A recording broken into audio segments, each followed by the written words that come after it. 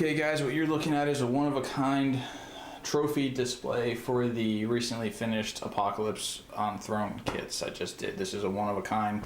The client came to me, you want to do something outside of the box, that's my wheelhouse, so, you know, put on my thinking cap. This is what I came up with. I drew a lot of inspiration from the scene in Predator 2 where you saw all the skulls in the background, that trophy display, and in my personal opinion, Apocalypse is the best villain in all of Marvel from a comic book standpoint.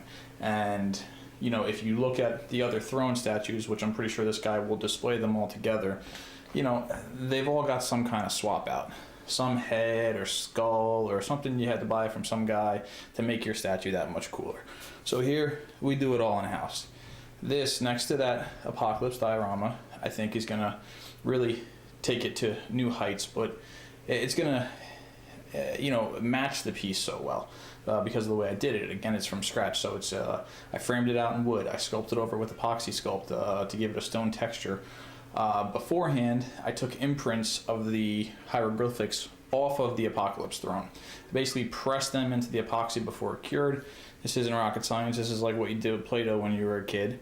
And then I highlighted it. The top is really cool because it houses a LED light feature. It's very simplistic, but there was a little bit of engineering that went into it to pull it off. Simple, doesn't break, and is replaceable. If I ran wires and all kinds of batteries, it could potentially be a problem down the future. Want to keep it simple. So also what I did was, I just love how it looked. Like right here, this turn in this corner right now, you have this display next to that Apocalypse. Beautiful, right? But in my previous Apocalypses, I had a Magneto helmet being crushed in Apocalypse's hands. But I didn't want to do that because it's been done before. You know, I want to keep it one of a kind with everything I do now moving forward.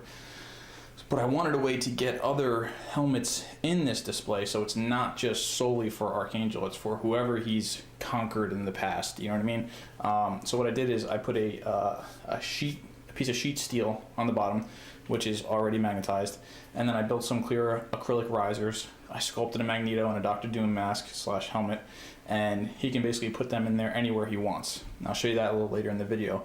But a cool thing is, like, maybe down the line, you know, I'm not doing it, but maybe he gets an Infinity Gauntlet from, you know, John Doe who's making them, you know? Well then, get that, have another rod made, stick him in here with this. And you literally have like a trophy box for your statues. Is it a little excessive? I don't know. I mean, you know, what these things cost, I think excessive goes out the window as soon as you start getting into this hobby. So, love how it came out. Love the fact that it's a one-of-a-kind, and it's gonna really go with Apocalypse so well. And I'm excited to see pictures of it, you know, all displayed and everything. And I appreciate the time of you checking it out. Thank you so much. I got more stuff like this coming down the pipeline. You know, if you're not already subscribed, subscribe. I was traditionally a very slow builder painter. I'm hoping things will start moving in the right direction now. Each one's getting better and better. I appreciate any support. Time you're watching this video, you could be doing anything else in the world. So thanks for checking it out. Appreciate it again. Have a good one. Always more to come.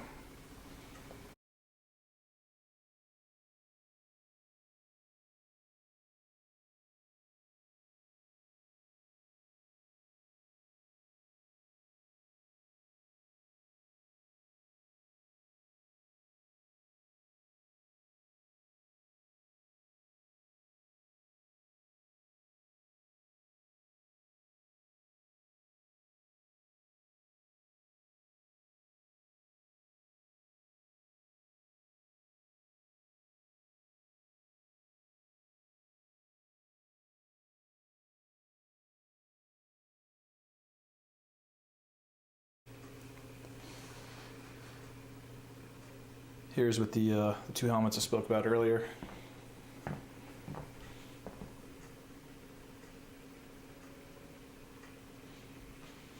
And again, I feel like you can definitely get something behind each helmet, you know, a little taller tier, but you can expand upon this, which is cool.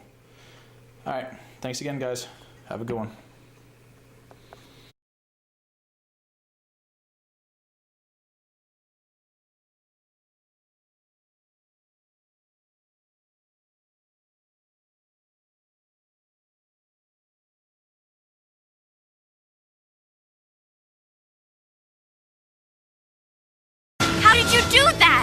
With style, Petit.